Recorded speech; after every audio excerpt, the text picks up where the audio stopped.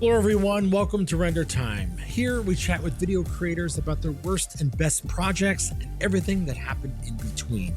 My name is Sean McDaniel, and today I'm speaking with Kelly Wilcox and how she went from shooting stock footage to producing feature films with some makeup and production design in between. Kelly, hello. Welcome to Render Time. It's so great to have you. How's it going? How are you? Good. Thanks for having me on. I'm really excited to talk to you today. Gosh, we just got back from South by and it was just such a blast. We had 3 projects there and I'm just like buzzing with like all of it and just excited to go forward and make more things now. Yeah, I mean, film festivals I think are so much fun. I very luckily get to go to Sundance each year, and it's just, you know, the energy you get from being around other filmmakers and people, you know, really following their passion is just truly amazing. So I love going there. So I can imagine you guys are probably on top of the world, and I'm referring to your wife as well. So Absolutely. I also love Sundance. It's so fun. Did you guys go at all this year? We actually didn't, but we went the 2 previous years. Sarah was actually speaking on a panel last year on a panel about lenses with Jay Holden. Well, very, very appropriate for a cinematographer. Yeah. I want to give a moment for our audience to get to know who you are and what you do. As I know you kind of do a lot of different roles and things for a lot of different projects. So yeah, please share. So yeah, I started out sort of just tagging along with my wife, Sarah, onto like short films and just instantly fell in love with it. I was actually teaching at the time, and it was like during the recession, I kind of like fell into this teaching position and I loved it, but I was sick all the time. I was working with little kids and I was like, I love this, but I can't spend my whole life being sick. It was like 5 years in and I was like, I need to figure something out. And then, yeah, I started tagging along with Sarah on short films and kind of like instantly fell into art department and makeup and just loved it. And it was kind of like one of those things where I was like, oh, I'm good at this and excited to be on set. And then there was like about a year of doing that. And then I started getting hired on commercials, and the production companies that Sarah was working for at the time, they also had a stock footage division where they were shooting video for stock footage. And I was jumping on to those shoots as well. And then, yeah, so I was doing kind of like a mix of roles, makeup and art department, depending on the project, or sometimes I'd be doing both because it was like a smaller project. The beauty of indie film. Yeah. Yeah. But a lot of it was commercial. So basically I was able to leave my teaching position after about a year and went full-time freelance. And then I also realized that I had a lot of ideas for stock footage. It was kind of like the early days of video, like at that time period, in like 2013 is when I founded this company, and I just had a lot of ideas for it. And the stock footage division through Sarah's company, like they didn't really want to use any of my ideas, and I was like, well, I have so many ideas, I think I'm just gonna start my own company. And then kind of ran with it, and I was like the creative director and then also producing as well. And my wife Sarah was actually shooting the stock footage, so it was like a great way to travel and make community and sort of like help tide us over when commercial work was slow, or like it was just a great way to help financially. Before we go too far into that, what kind of stock footage was it? I mean, I think of stock footage as like, person sitting by window passively looking out, or birds, but what kind of stock footage were you wanting to put together, or are putting together? Yeah, so it was kind of a funny time, early days of stock footage video, where like they were really into these weird all white spaces, and like it was just like this very odd space. And I just was like, I want to make videos that are authentic and like real humans and fun. And I also thought it would be fun to make like little short films sort of using the stock footage, because I was like, that's a fun way to play with narrative.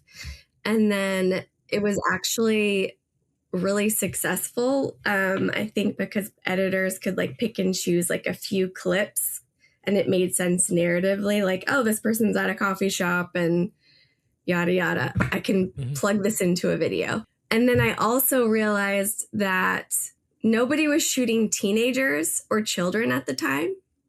And I was like, okay, well, there's this I feel like because people are afraid to shoot with children and teenagers. So I was like, oh, well, I'm not afraid. I worked with children. I knew how to talk to children. And my sister at the time was a teenager. So I was able to just sort of use my network of the kids that I knew from the schools. And then also my sister, we would fly. We were living in Portland, Oregon at the time, but we would fly to Utah or drive to Utah and do shoots with her and her friends. And it was just a great way to like see family, but also make art together. And yeah. And then sort of as I was like building that world, I was also getting more involved in commercials in Portland.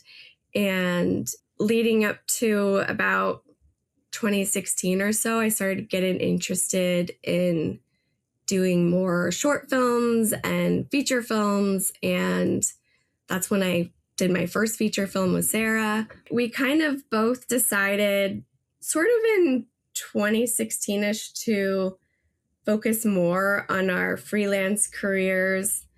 And we were doing less stock footage as the years went on. We haven't really done it since 2020, but it was sort of like my way into creating like a sustainable financial, basically a way to keep going in the industry. Yeah.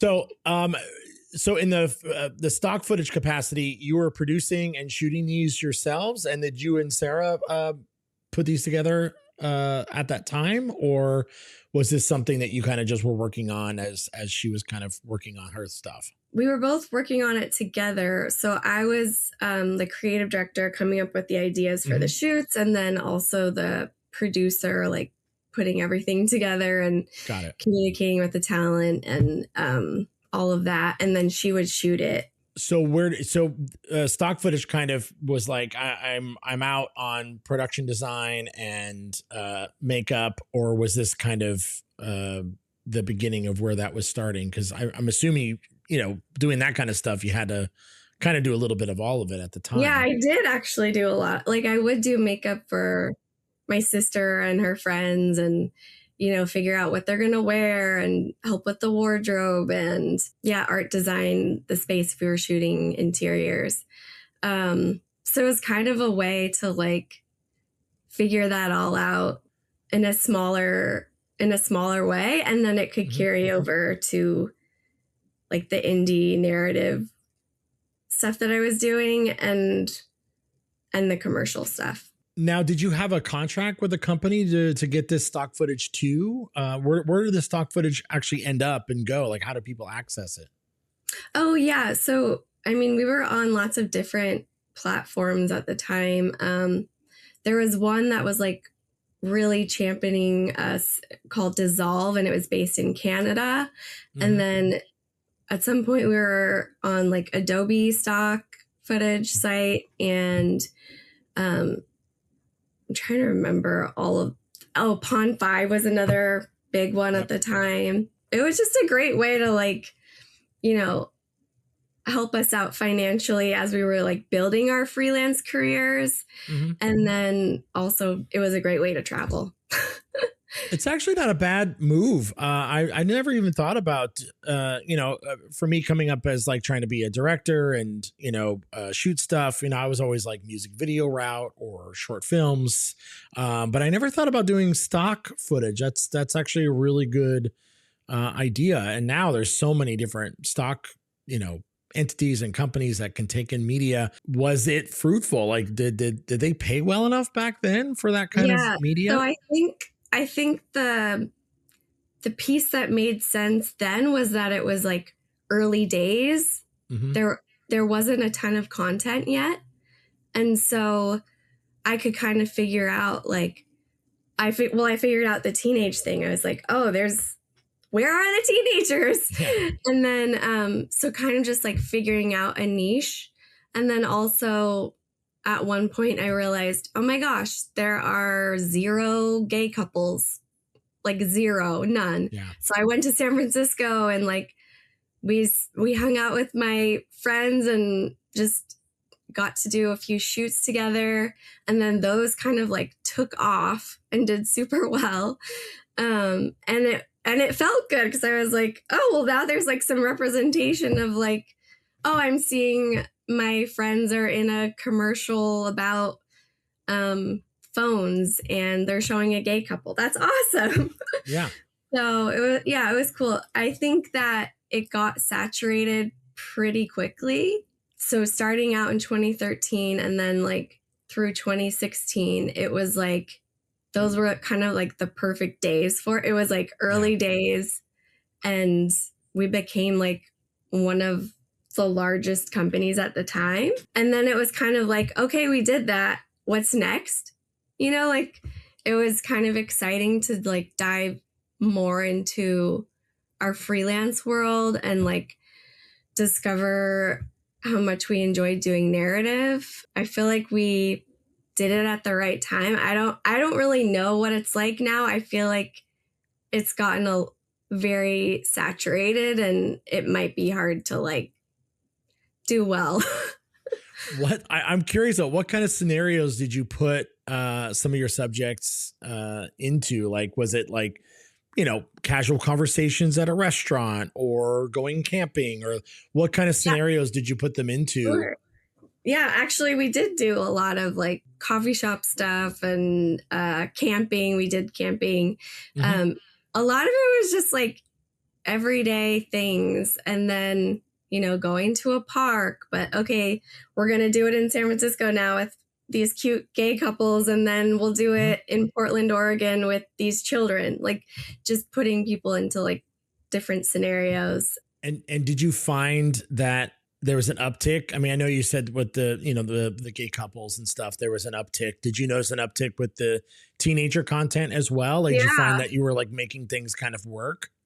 Yeah. So yeah, it was kind of like one of those things of like, I sort of just figured out, oh, this is lacking and I can do this. And here's my niche.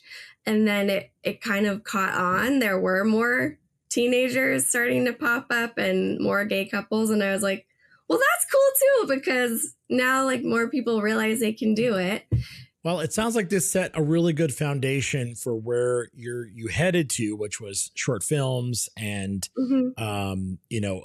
feature length projects. So talk to me a little bit about those early days. What did you know? What was some of the big creative differences you noticed? I mean, obviously stock footage is very, get a shot here, get a shot there. But you seem to like to build a story in that. So with that, you were able to translate that to the short films. So what do you think really changed when you actually started producing, actual scripted content? It was different because like with the stock footage, it was usually just like me and my wife and then the talent, and like maybe a couple PAs or something. And then to go from that to narrative or like larger commercials, it's just more people, more days. I don't know. It was like a good foundation, I feel like. But yeah, and I think I just started like realizing like, okay, the stock footage thing was cool, but I was wanting to explore the narrative world more, and just like I really liked the collaborative aspect of like working with a larger group of people. Yeah, I just kind of like got more and more drawn into that. Um, and like building worlds with people was just so fun. Absolutely. That's what I love about this industry. It's so collaborative, and the creative world is just it's one of my favorite parts about this.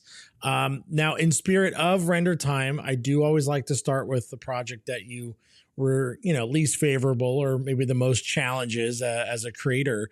Mhm. Do you have one that you can kind of think about or pinpoint, whether makeup or production design or producing, any one of those that you can think of? For me, I was noticing that like on these like larger commercial sets that I was doing, I'd be like one of two women on set, and it would be like 50 white men. And I was like, wow, I don't this there's something about this isn't okay. Like we need to Yeah. fix this. And so I don't know, I sort of like realized that it was really important to me that I create community and find people to sort of like bring in and make the sets more diverse and bring in kind people. I knew that I liked being on sets where it felt like summer camp, and you're Mhm. like having fun, you're like doing the work, but Yeah. it also feels really good to be there. And you're So I crying found at the myself, end. It's like summer camp ending. You're like, oh, yeah, I don't yeah, want to leave. It's so much fun. Go through this like collective pain. There's so many variables that happen on a set, but yeah, the ending is always the worst part, because you're like, ah, yeah. So I feel like for me, like the challenge was like, well, how do I make these shoots more accessible and like more diverse and kind? And I yeah, found myself just like, even if I was like just doing makeup or production design specifically, I would always ask the producers like, well, who else have you hired so far? And then I would try to like round out the crew with a more diverse set of people. It wouldn't be like the same people every time. Like I really was careful about like, okay, what is this shoot? mhm, What are the skills of my friends? And then like who would be good together personality wise. So I was like always kind of like trying to figure that piece out, and really excited by that.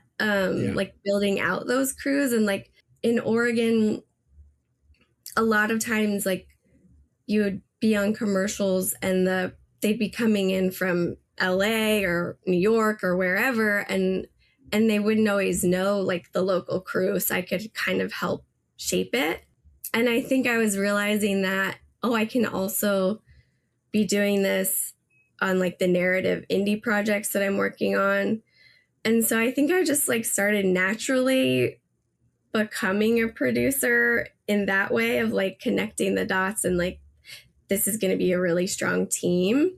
And then also was getting really into the idea of like helping develop the script, and then like piecing together what the team's going to look like, and then helping it get through the film festival circuit. So yeah, so that's kind of like how I sort of got into more of the producing role. so you do producing full time now? Are you done with I mean, working at indie, you still kind of dabble in it a little bit, but have you kind of completely stepped away from production design and makeup? No, I actually do all three still. Oh, that's um, great. and I love it. And it kind of just depends on the project. Actually, the films that were just at South by, there was a short film called Best Friends with the Devil that I Mhm. helped produce with Sarah. And I also did production design and makeup, because it was a very small cast. It was just 2 people. So I could kind of do all of those roles. And then there was another short film where I did production design, and Sarah actually produced and DP'd that. And then the feature film we did called Their Town, I did makeup and production design on. And Sarah DP'd that. But yeah, so it kind of just depends on the project. How do you feel like you separate yourself in those roles? Because a producer plays a really integral part of the whole process. But coming in as production design, yeah, makeup, it's kind of fluid, but I mean, producer is really ingrained. So do you ever find yourself like being makeup and then, on the production side, you're like, man, I really wish I jumped on as a producer because it's not going as well as maybe, not saying like, oh, I did it, it's going to be better, but you definitely see there's challenges. Do you ever run into those kind of situations? It's funny because I feel like earlier on in my career, I would come on as like makeup artist. That's my role. And then I was doing a lot of producing, and I don't think I realized that that's what I was doing at the time. And so at some point it kind of occurred to me that, oh, hey, you are a producer. And so now I'm making it more of a point, like when I am on these projects, like, okay, I'm a producer and makeup artist or whatever. But yeah, it's kind of funny how I just sort of naturally was doing it and didn't realize it. I try to make more of a point to claim it when I know that that's what I'm doing on the project. So I know you said collaboration's kind of your favorite part. What's your least favorite part about producing a project? I don't know if I have a least favorite part. I love kind of like all of it. Yeah.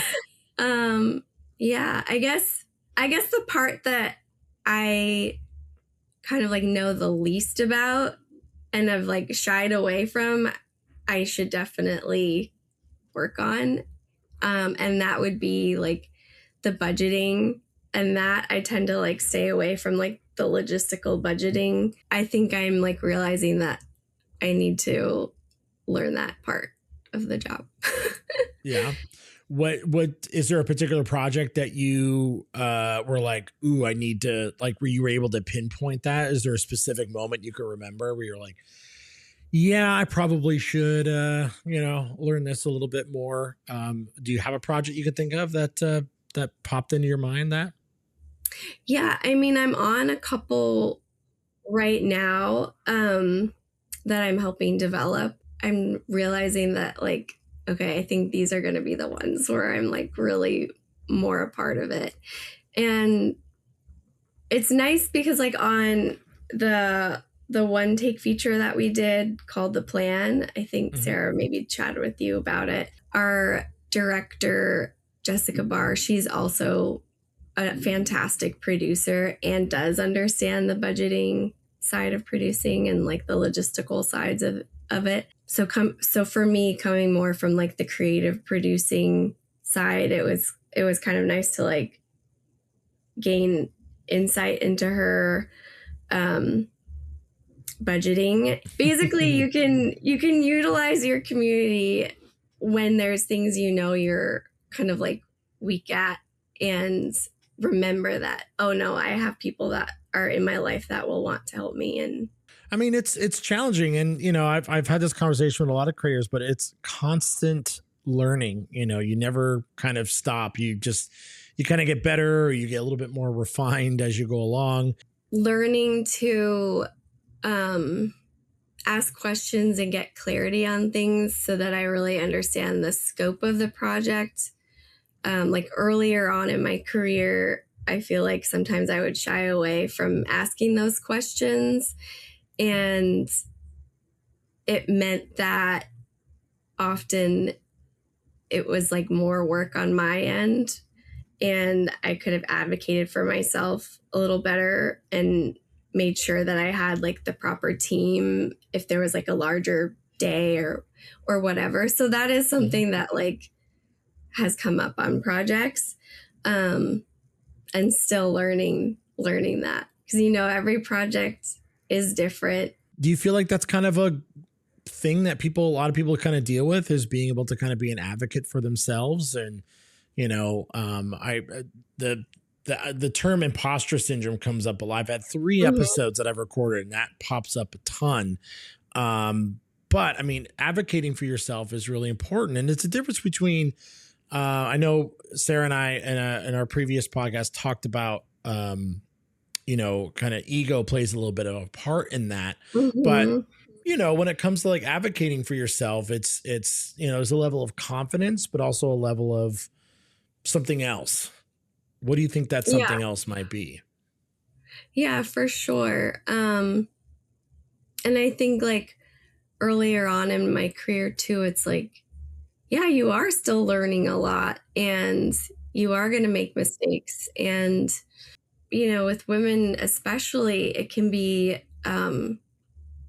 challenging to have a voice in the room at times. I want to kind of break this down, because this industry is very male dominated, and I feel like the trend is changing, which it very well needs to. There's amazing, talented women to do a lot of this stuff. That to make a movie. So what, besides you as a producer, hiring, more diverse groups of people, what else, what do you think would be another way to like have better representation, behind and in front of the camera? I love this question. Let's get into it. Let's talk about it. Let's get into it. So one of my favorite things is to connect with new, like, up and coming writer directors, and especially women. And sort of like Sarah, both of us have found amazing women in our lives, and we've just sort of like taken it upon ourselves to mentor them and help them as much as we can. And whether that's like getting on the phone and going through their website with them and being like, let's help brand you, and here's what you should take off your website, and here's what you should add, and let's go through your bio and get clear on that. And I don't know, I think it's just something that we both feel really strongly about, is taking the time to help build their careers. And then, it's gonna make it so that they are gonna have the power to then hire more women and, a variety of people. So I feel like that's one way, is just sort of like empowering them and helping them in their early careers.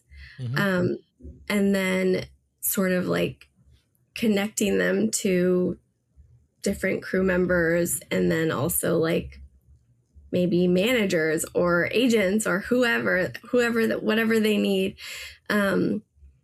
And so that's one way to do it. And then also working with different organizations, like WIF has been a really great organization and supporter for Sarah. She was a cinematography fellow in 2023 with them in their like inaugural year for this. They started doing these fellowships for cinematographers and directors, writers, and then below the line crew now as well.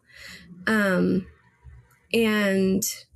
it was like a great way to connect with women in the industry, and then sort of help build community here in LA when we moved. Because we moved here in 2023. or sorry, 2022. And then I actually just served on the jury for this year's round of fellows for production design. But yeah, and then also through WIF, they have this program called Reframe. I don't know if you're familiar with it. I'm not actually. Oh, okay. It's this really cool program. And basically they figured out this, they call it like the Reframe stamp. Basically, you can apply for the Reframe stamp. There's like a certain set of guidelines, like based on your crew's makeup, like, oh, how many people in your cast are women, and how many of them are people of color, and all sorts of guidelines that you can apply. And then if you qualify, you get the Reframe stamp, and it can go on in your end credits, and it can go on your marketing materials, and then they'll also help market your film as well. So when do you think, and I'm hoping it's starting in this trend, but when do you think it's going to be a point where it's not about checking a box, it's just about regular practice? Yeah. How far away do you think we're on that? Because, you know, it's one of those things where it's like, okay, I've got to have a certain amount of, you know. Women, a certain amount of diverse background folks. You know, when do you think it's not going to be a statistic or a number to check off, and actually just be something where it's a natural thing, where it's we're just fitting them in because that's the way it needs to work? You know, I wish it was tomorrow. Yeah.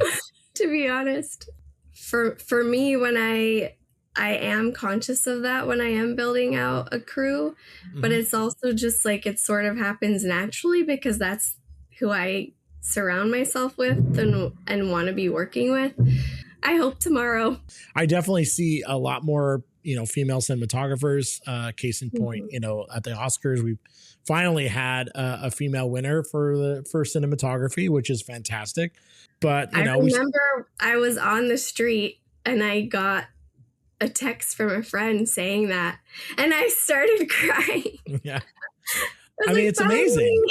Yeah, which I love what you're doing. They're trying to change the crew up every time because, one, it spreads the work around, but two, you know, you're not just isolating yourself to this similar group of people. You know, you're opening yourself up to other creative, you know, openings. You know, I think the more people we include in the process, the more ideas come in, the more, you know, I think it just kind of improves the overall process from beginning to end. But where do you think we're at? Like, how do you think it's gotten better over the last few years from what you've seen? Yeah, I think that it was starting to improve. And then this like past year, it took a step back. Yeah. And it was kind of like how did we get back here? So I'm glad that we're talking about it on this podcast, because maybe it will sort of like, I don't know, plant a seed for someone who hasn't really thought about it. If somebody's looking for crew or somebody's trying to put together a project, I know that you kind of like to divide things up a bit, but what suggestions or advice do you have for people to, you know, that are putting together projects? You know, what little nuggets and ideas, instead of just going, they're not a checkbox, they're a person with talent and you should look at them. You know, yeah. How would you tell them to decipher that? I mean, there are some platforms that you can go to, but sometimes people are a little worried about using them because, you know, you kind of like want to hear it from a friend maybe, or just as like an extra layer of vetting, like, is this person awesome to be around and do they do great work kind of thing. You know, it's been great for Sarah and I is going to film festivals and just watching the work. And then, you know, you meet people at these festivals and you start piecing together like, oh, you were the composer on that feature or that short film or that music video. Like, oh my gosh, that was amazing. And then maybe you make friends with them and then you kind of like keep them in mind for down the road. It's funny because in 2024, we went to South by with a short called Tight with our friend, writer, director, Jessica Barr, that we just shot the one take with. And we met just so many great filmmakers during that festival, and we kept them in mind. And now we've like been able to work with some of them, and it's like one of those cool things like, oh, I remember when we met at South by, and now I'm actually able to like get you on a project or recommend people for projects. I think it's been like a really great way to make community. And so I definitely recommend people going to film festivals, even if your project's not in it. I remember the first year Sarah and I went to Sundance, we had like this weird thing in our heads of like, oh, well, we don't have a project there. We shouldn't go. We have to have a project there. And it's so, yeah, you're shaking your head. It's like so untrue. Yeah. Go support cinema, go watch some films, go meet some people. I mean, there's some really incredible people that attend those events. And a lot of people don't realize too, it's not just the big landmark film festivals like the Cannes or the Sundances. There's also smaller local festivals. I mean, I know in LA, they've got the Santa Barbara Film Festival, Santa Clarita Film Festival. I mean, everywhere. I mean, just throw a rock. You'll hit a festival. Trust me. I really recommend people check out Salute Your Shorts. It's a festival here in LA, usually in, I think, August. That's where we met the writer-director of Best Friends with the Devil, Hugo de Souza. We met him there, and we had seen a short film that he had done with his friend Frank Mosley. And it was like just one of those short films that sticks in your brain, and you're like, these people are brilliant. I need to meet them someday. And we magically met them at Salute Your Shorts and just like really hit it off with them. Hugo remembered our short Tight and reached out to Sarah to DP. And then once I read the script and I was like, I want to work on this too. And then he was like, oh yeah, yes, you should work on this too. And then we all worked together. Yeah. And then we ended up working with Frank Mosley that was in Hugo's short on The Plan. We like kept him in mind, and we were like, oh, we're going to put him in our one take film. It's so crazy how all of that can happen. Absolutely. So what's the favorite part of the process? I mean, do you like producing more than doing makeup? And I got to ask, what kind of makeup are you doing? Like, are you special effects makeup? Like, talk to me a little bit about the makeup world. We didn't really dig into that too much, but how detailed do you get with it? Or is it kind of, just let's look good for camera kind of thing? Or you get into special effects? I actually do special effects. But typically when I do makeup, it's more, I don't know. I feel like I've become known for like my natural no makeup look that you tend to see in commercial work. And I feel like it's great for indie film a lot of times, depending on the story. But actually in Hugo's short film, Best Friends with the Devil, I covered him in blood and bruises and dirt and fake sweat. I still do all three. I do production design, makeup, and producing. But I have been gravitating towards producing more. And in the past couple of years, it's just, I don't know. I think especially with Jessica Barr's first short film, Tight, I kind of was like, oh, it just sort of like clicked.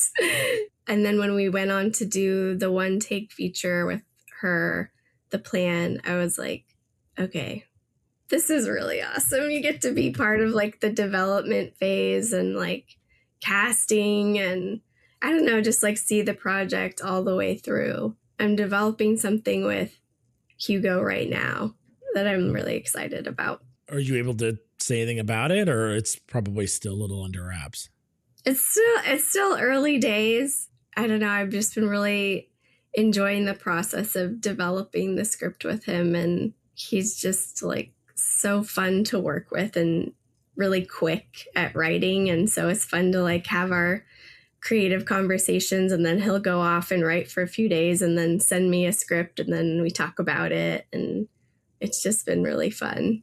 But yeah, not quite ready yet to talk about it. Oh, good. We'll keep it under wraps. I do want to know though, we did talk about, challenges and, things that come up on set, like, trying to make sure that there's great representation. But I want to talk a little bit about a project you feel really proud about and that you've achieved, whether it's makeup, producing. Oh my God, why am I forgetting? Production design. Production design. Yes, I was thinking art direction, but production design. Are there ones that you, out of all those three, that you feel like you've like, wow, that was amazing?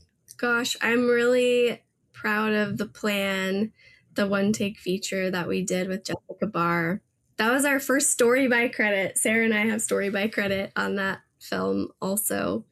We both actually helped produce it, and I also did production design on it. I'm just so proud of that film. It's like, it means so much to me, and it was really cool to have it premiere here in LA at Slam Dance. It's kind of a protest film, and Slam Dance is kind of a protest festival. Yeah. If you think about it. So it kind of just like felt like the perfect premiere for it. And it was so great because a lot of our cast, it's like an ensemble cast, and a lot of them are based here in LA. So it was great to have them. And we had 2 actors fly in from New York, and it was just awesome to have like everyone there and be able to experience that. And it's going to Florida Film Festival next, and I'm really excited about that. But yeah, it's basically this film about a group of disillusioned young adults who are getting ready for a political act they think will change the world. And it's sort of like a pressure cooker thriller, but it has these great like breaks with dark comedy, which I feel like really help, I don't know, just keep you in it and not feeling like, oh my God, I'm going to pull my hair out. This film is a lot. Yeah. I think what was kind of the creative, was it more of a creative challenge or a logistical challenge? What were some of the, variables on that project? It's scrappy indie. So there, it's like all hands on deck kind of thing for a lot of it. But it's kind of crazy because it all just sort of came together in this beautiful way. Like, we started working on it last March, which is insane. Jess came to us with like a rough outline, like 7 pages, and it was like so dense. And Sarah and I were just having trouble like following along. And we were like, Jess, we need a script. Help our brains. Because she originally thought like, oh, maybe we'll do this all improv. And we were like, doing a oneer all improv could really go off the rails. Yeah. So I feel like we need a little structure.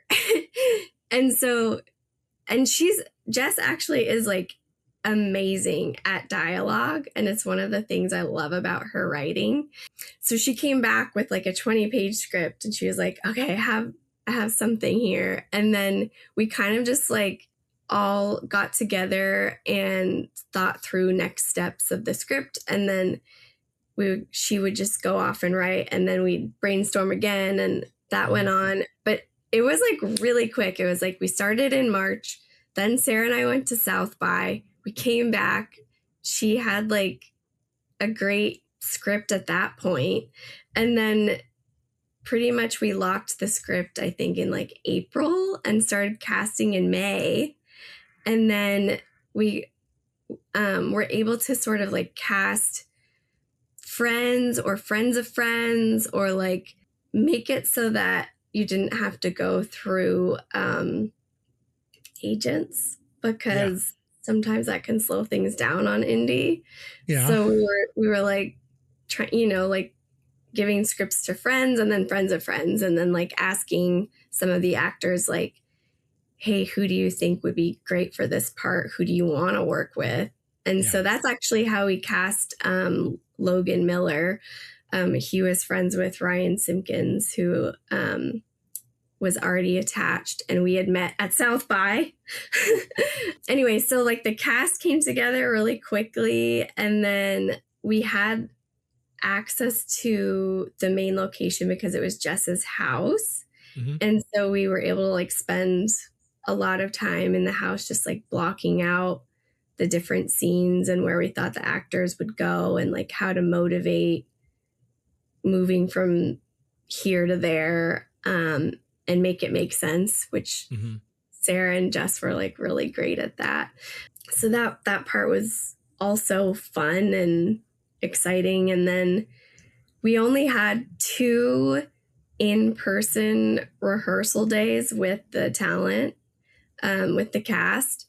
And so I remember thinking that was like, this could go really wrong. Like, this might not be enough time.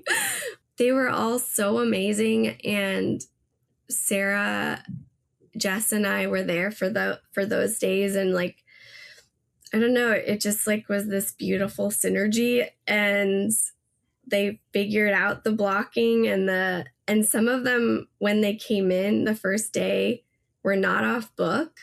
And I was like, oh gosh, are they gonna be able to pull this off? Yeah. And then they all like learned it so quickly. And then we did like a tech rehearsal on the second day in the evening. This is so funny because doing a oneer, I mean, I feel like a million things could go wrong, but I was never really stressed or worried. There were times where Jess and Sarah were, but I was like, oh, it's going to be fine. But then during the tech rehearsal, there's a scene where there's an Uber driver that drives the cast off, and Sarah gets in the car too. But the battery died during the tech rehearsal. And they were about to come outside and get in, and we were like I actually freaked out. That was like the one time where I was like, oh no, this could go really wrong. But luckily our other producer was there and was like, it's gonna be okay, we're gonna sort this out. And it's just the tech rehearsal. So yeah, we can pause for a moment and keep going. It's good to have those people there to like remind you that it's gonna be okay. And that was nice to have that like reminder there. Yeah, we ended up doing 3 days, a single take each day, and we got it all 3 days.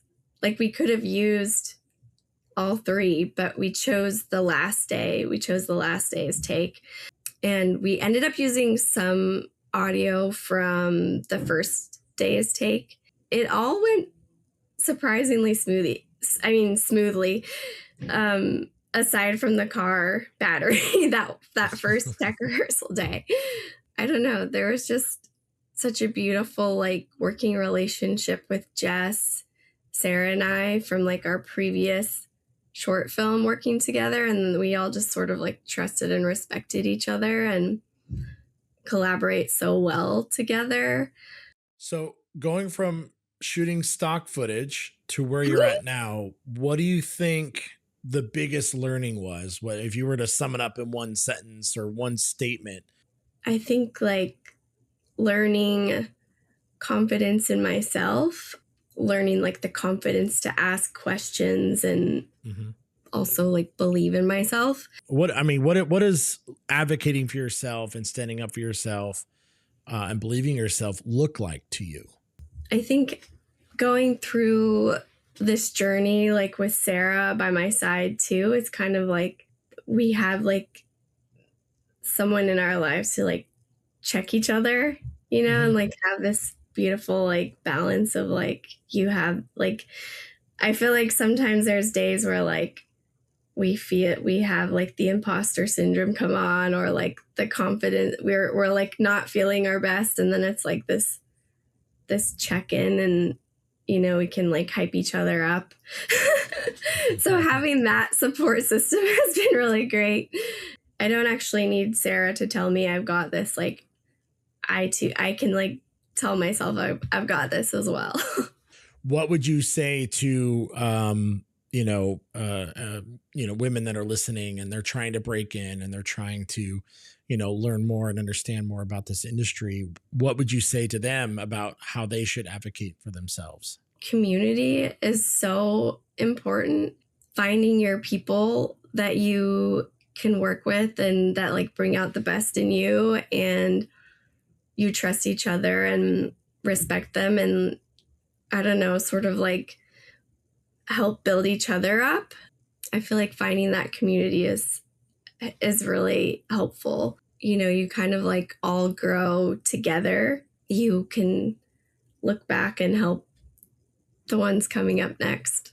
So I always like to wrap, kind of episodes going like, what are you looking for? Where do you want to go creatively? What's next for you, Kelly?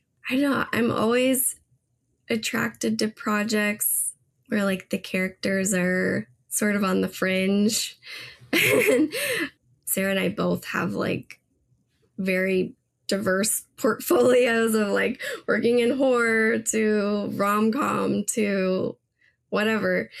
I'm just excited to meet more like awesome writer directors and help them tell their stories.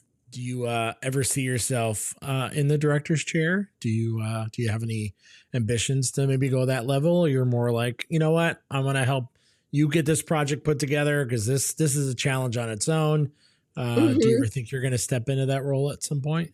I don't think so. I love helping directors tell their story, and that's just sort of where I see myself. And it's funny because Sarah has said like, you would be a great director, but I feel like it's just not what I'm interested in doing. I want to help other directors tell their stories.